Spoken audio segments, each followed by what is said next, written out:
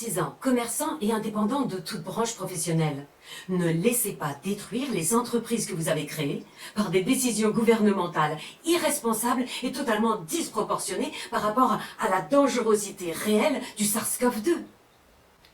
Ce virus a un taux de mortalité de 0,05% et il n'a tué quasiment que des personnes de plus de 80 ans.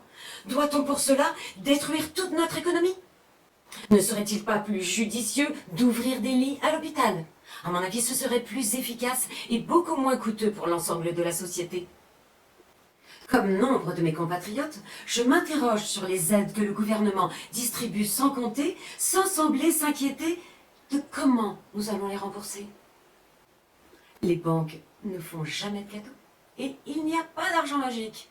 Or, je vous rappelle qu'il y a quelques années, des lois sont passées permettant la préemption des comptes d'épargne et des propriétés immobilières privées en cas de faillite bancaire. Je vous laisse y réfléchir. Comment allons-nous rembourser les 10 000 € par mois qui auront été distribués à toutes les entreprises fermées, plus le chômage partiel, plus les énormes quantités d'argent qui ont été données aux grandes entreprises?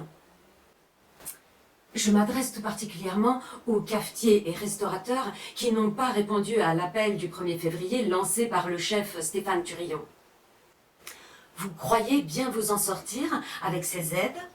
Et vous pensez que quand le gouvernement vous permettra de réouvrir, si cela arrive, eh bien, tout se passera pour le mieux. Mais à ce moment-là, les Français seront ruinés. Vous êtes en train de vous ruiner vous-même. Réfléchissez-y. Reprenez votre destin en main pour vous, pour vos enfants, votre famille et pour la France tout entière. Entrepreneur, toute votre vie, vous avez osé prendre des risques. Vous n'allez tout de même pas vous laisser déposséder par une bande de technocrates en blouse blanche et un foutriquet mal élu qui se moque de nous ouvertement. C'est en vous unissant et uniquement comme ça que vous arriverez à réouvrir vos établissements et à rendre à nos villes leur joie de vivre.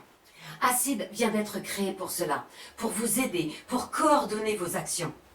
Nous avons pu constater, avec l'appel du courageux Stéphane Thurillon, combien il était difficile de se lancer isolément dans une action de désobéissance civile.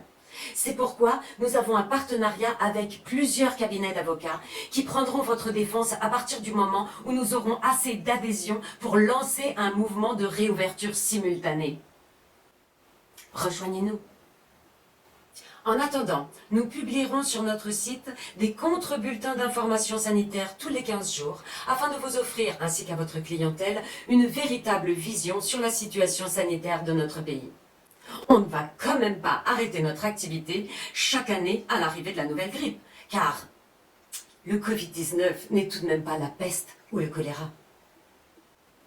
Ensemble, unis, reprenons en main notre destin. Affrontons l'adversité la tête haute et non cloîtrés chez nous avec la peur au ventre. Vive la vie et vive la liberté.